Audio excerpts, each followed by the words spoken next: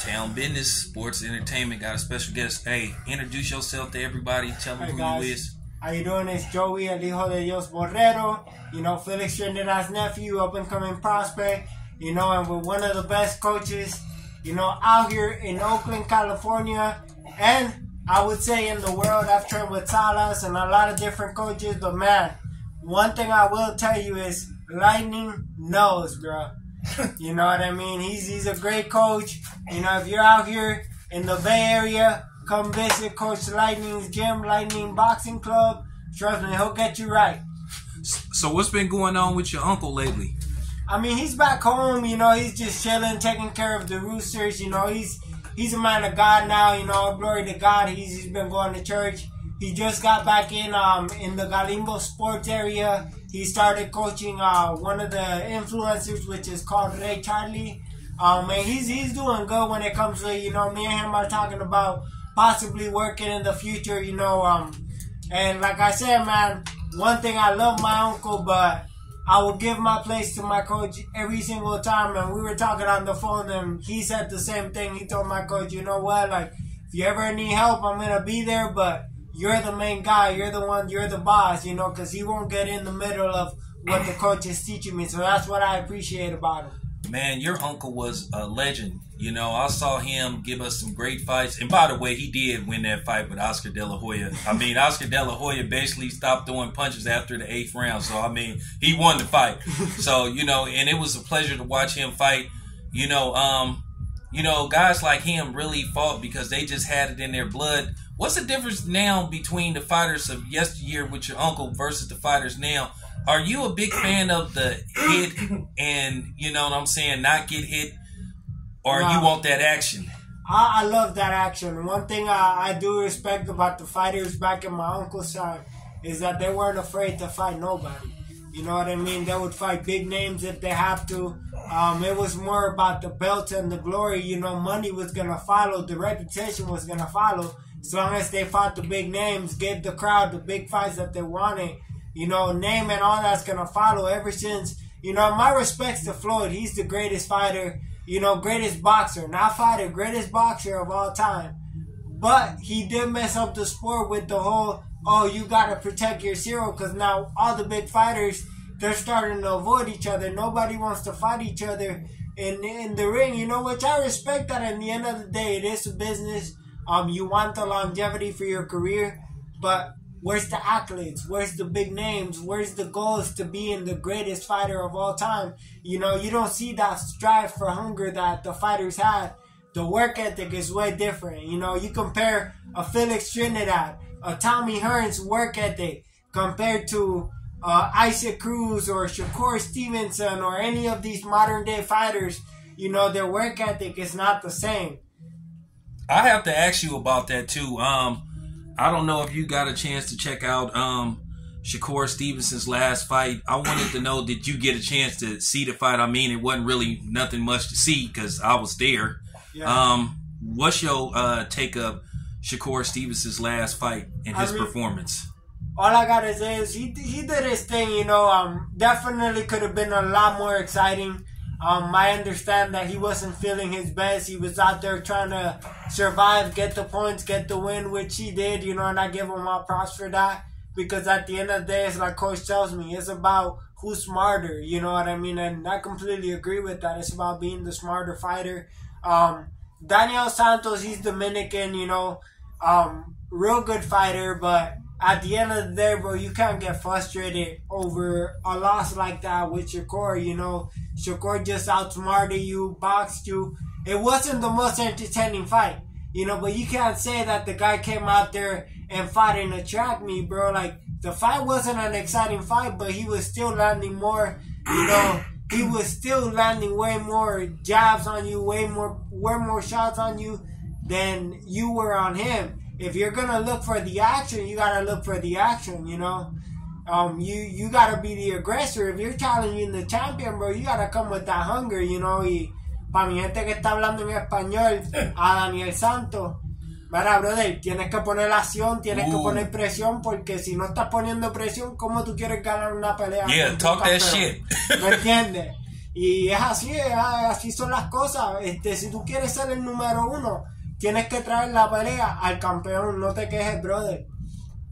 So let me ask you something. Do you think that hurts Shakur Stevenson's like stock, you know, as far as, you know, getting the big fights? Do you think that cost him like a fight with Tank like immediately or Devin Haney, or do you just think it's just a setback, minor setback? It's a minor setback, but that's gonna make the big fights more attractive to him because now Devin Haney, Gervonta Davis, like look at this, bro.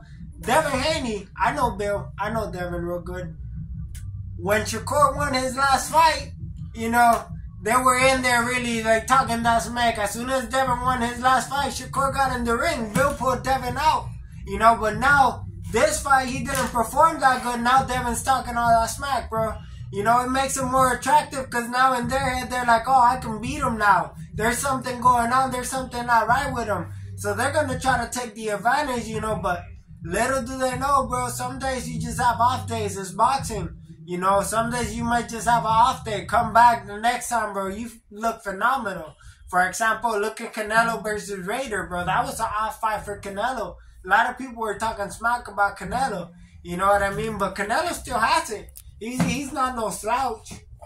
Well, let me ask you this. 2 quick questions. I got to ask you, what do you think happens with Regis and Devin in a couple of weeks? Well, we like maybe a week and a half away? He's fighting on the same day. Yeah.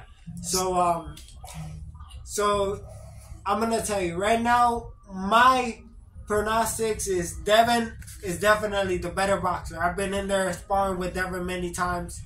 Devin is definitely a great boxer when it comes to his IQ. I have nothing but props to his technique. Power, it's not there. I've sparred with Jorge Linares, and I felt Linares' power. Linares got some pop compared to Devin, and Linares is not a big puncher. But I will say that if Regis brings the fight to Devin, makes it uncomfortable, makes it a dog fight, Devin's not going to want that smoke. If we see the last fight when Devin fought Linares, Linares started turning it up in the last couple of rounds. Devin started doing the stinky leg, bro. And then he had to hold on to Linares to not get stopped or not get hurt. He did the smart thing, but we know he's not a dogfight fighter, bro. So if you bring a dogfight to him, you're going to see him crumble. All right, so did you get a chance to see David Benavidez versus Dimitri Boo Boo Andre? I thought the fight kind of was going to be a little bit closer, but damn. I mean, it was like a gentleman's like domination. So do you think now the world is ready for David Benavidez and Canelo? They should be ready, bro. Like Canelo has to give David that fight. David has proven, you know, he's fighting all the people that nobody wants to fight. You know, where they can say, oh, he's bringing up a dead man from 154 all the way up to 168, which is true. But if we look at those earlier rounds, bro, look at how Andrade was moving around, had rings generalmanship in the ring, bro, moving around, boxing real good, being slick. It's just his gas tank ran out. You know, you got a bigger man that knows how to handle you like that in the ring. And the output, you know, one thing my coach told me, and it's true, the output of David, bro, is crazy because instead of going down every round, it just goes up. His gas tank gets charged up every round. He keeps throwing even more, you know, so I definitely think that Canelo should give him the fight. I think that if there's a man to beat Canelo right now, it's going to be David Benavidez. Just because of age, skill-wise, you know, and you got a guy that's hungry for it, that has a tank that's been asking for that fight for years, bro, and he's just been sitting. It's like a little kid, bro. You give a little kid, like, I'm going to go buy you a toy, but you got to wait. He's going to be asking every day for it. And once you give him that toy, he's going to tear that thing up, bro. Same thing, you know, same analogy for David Benavidez. Yeah, I can't wait to see that fight. Hopefully it happens. I mean, the WBC, I hope they stay true to their word. They did say whoever won out of Demetrius Boo Boo Andre and David Benavidez was the mandatory. So let's just hope that the WBC don't change their mind, because I do plan on applying pressure to Sullivan, because he's going to be in San Francisco, you know, for the WBC lightweight fight with Devin and Regis. So tell everybody how to get in contact with you. Tell the fans how to reach you. So plug all your social media websites and everything. Hey guys, if you guys want to check me out, check some of my fights out, go ahead, go follow me on Instagram at BoxingJoey altogether. You're going to see some knockouts. 11-1, 9 KOs. The ABF champion, soon to be 12-1 with 10 KOs, you know. So stay plugged in. Future world champ right here. You guys got to stay tuned. And hopefully, all glory to God, be the first unified male champion from Puerto Rico. So stay tuned.